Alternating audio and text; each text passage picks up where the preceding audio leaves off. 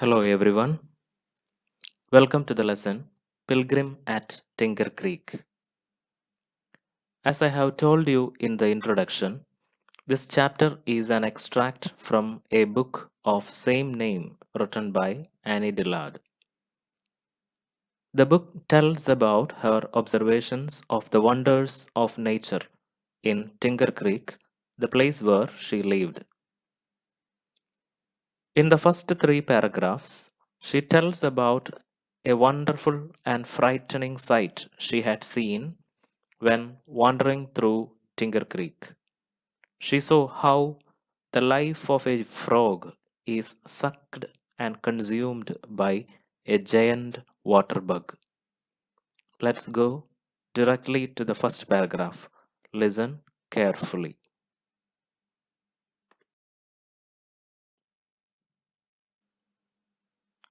A couple of summers ago, I was walking along the edge of the island to see what I could see in the water, and mainly to scare frogs. Frogs have an inelegant way of taking off from invisible positions on the bank just ahead of your feet in dire panic, emitting a froggy yike and splashing into the water. Incredibly, this amused me, and incredibly, it amuses me still. As I walked along the grassy edge of the island, I got better and better at seeing frogs both in and out of water. I learned to recognize, slowing down, the difference in texture of the light reflected from mud bank, water, grass, or frog. Frogs were flying all around me. At the end of the island, I noticed a small green frog. He was exactly half in and half out of the water, looking like a schematic diagram of an amphibian, and he didn't jump. As you understood, Annie was walking by the side of the river. She was expecting to see the frogs. Frogs usually surprise us by jumping unexpectedly to the water, making a splashing sound. She liked to watch this. She saw many frogs in and out of water. Finally, she saw a small green frog. It was sitting half in water and half on land, just like a diagram that introduces an amphibian, that is, the animals that live both on land and water. And now, something terrible and frightening happened. What's that?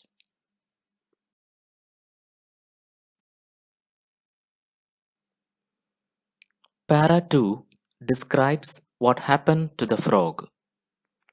You might have noticed that Annie addresses the frog as he and not it. This shows her attachment to nature. She humanizes it. Now, listen to the passage. He didn't jump. I crept closer.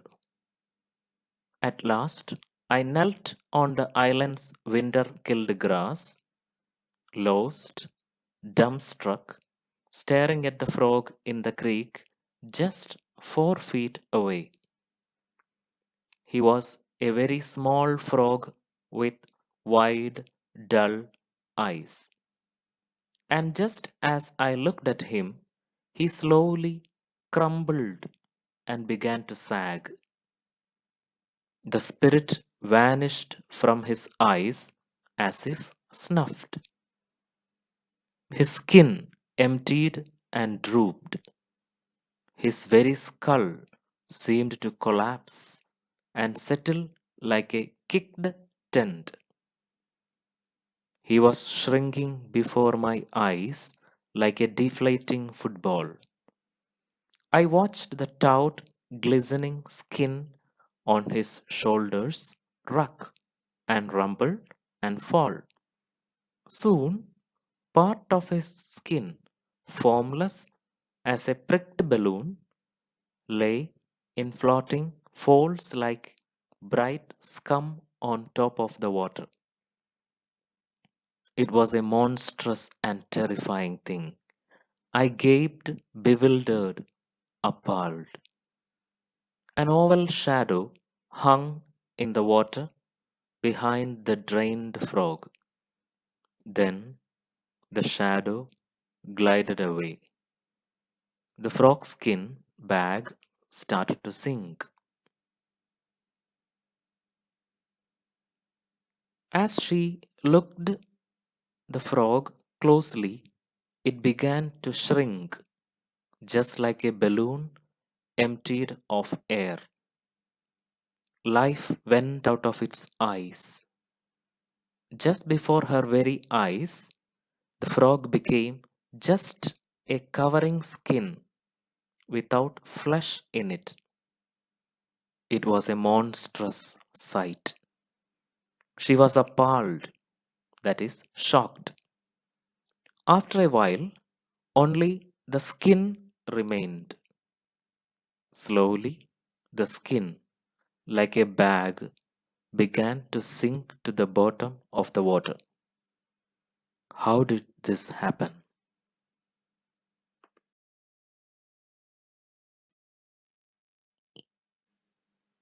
Have you noticed a reference about an oval shadow in the water behind the drained frog?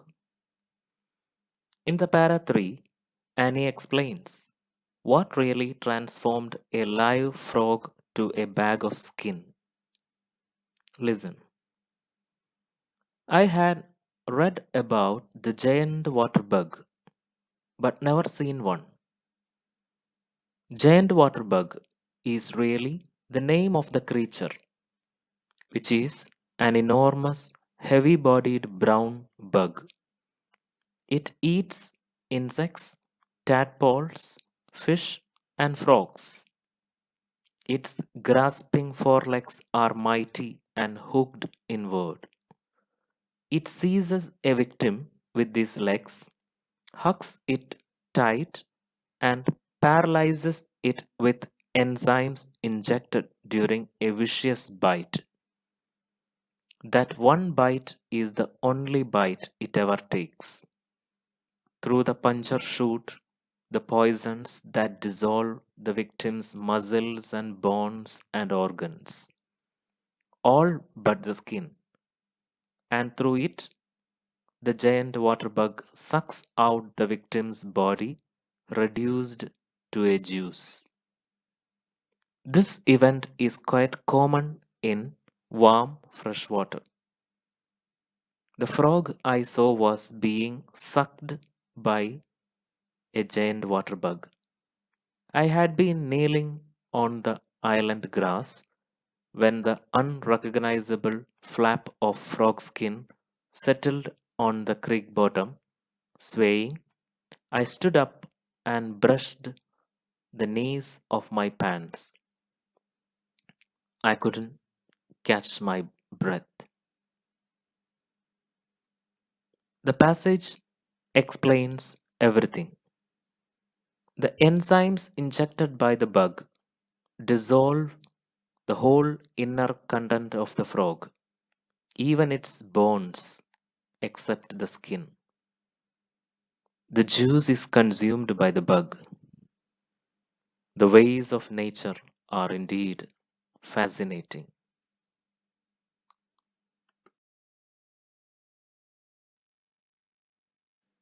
You can see the image of a giant water bug catching a frog.